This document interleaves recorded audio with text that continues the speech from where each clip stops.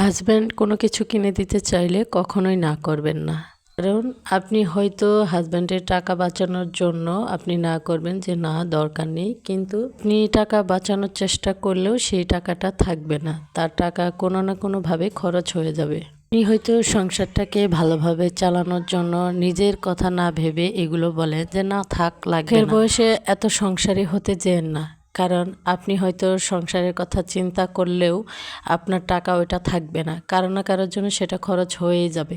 অযথা নিজের স্বপ্নগুলোকে কেনই বা এত ধুলোর সাথে মিশে দিব বলে। আমি নিজে প্রমাণিত, আমি অনেক ক্ষেত্রে অনেক কিছু প্রয়োজন হলেও বলি না থাক লাগবে না, অনেক সময় জোর করে তবুও বলি না থাক লাগবে না। তো তাতে কি বড়লোক হয়ে গেছি না কোনো ব্যাংক ব্যালেন্স করতে পেরেছি বলেন তো? অযথা নিজেকে কেন এত কষ্ট দিয়েছি? এখন আমার শুধু মনে হয় এত বোকা কেন আমি। এবার ভাবি এই বোকাটা শুধুমাত্র আমি না, আমার মনে হয় বাংলার অনেক নারী এই বোকামোটা করে, যেটা আসলেই কি কোনো কাজে দেয়? আমার তো মনে হয় একদমই না। আচ্ছা আপনারাই বলেন তো, জীবনে এই যে এত এত ত্যাগ স্বীকার করেছে, তাতে কি ফল হিসাবে কি পেয়েছেন?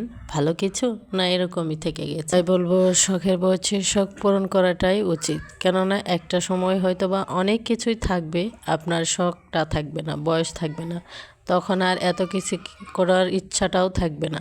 তাই যেটা যে সময়ে করা উচিত সেটাই করা উচিত বলে আমি মনে করি। নারীরা সংসারী হও, হ্যাঁ অবশ্যই সংসারী হও, তবে এতটাও সংসারী হও না যেটা তোমার জন্য অনেক কিছু ছাড়তে হয়। আসল কথা হলো এই, তুমি সময়ের সাথে তাল মিলিয়েই চলো, সময়ের থেকে নিজেকে একদমই পিছিয়ে রেখো না, এটাও নিজের সাথে এক ধরনের অন্যায়।